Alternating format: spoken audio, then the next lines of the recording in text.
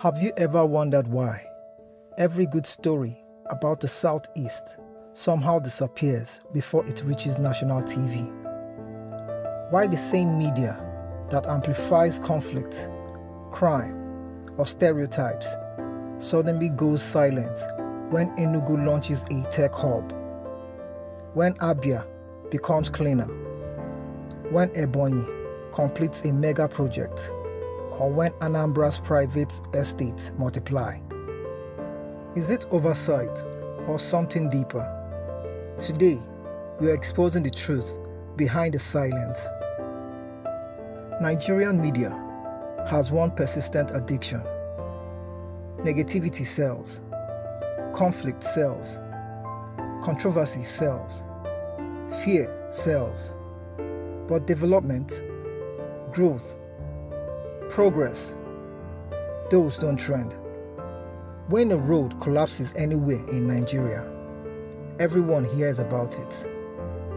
But when a city quietly becomes cleaner, more organized, or more investor-friendly, the cameras turn away.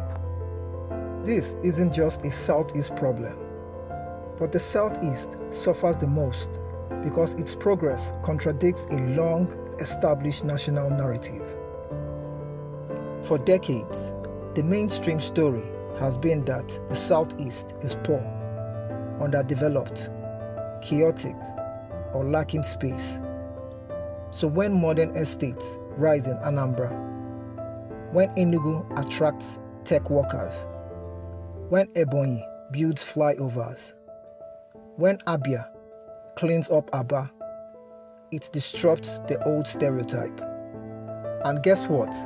Many media houses prefer stereotypes because they are easier to sell than complex realities.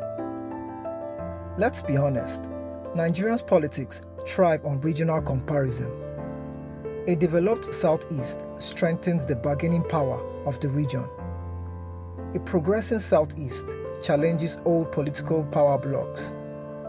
So, silence becomes a tool.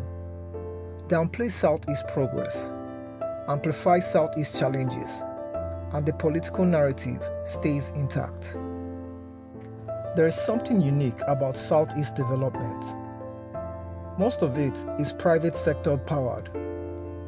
Private estates, private schools, private hospitals, private roads, private malls. That means no massive government PR machinery pushing out headlines, no press conferences, no media blitz. So the progress grows, but quietly.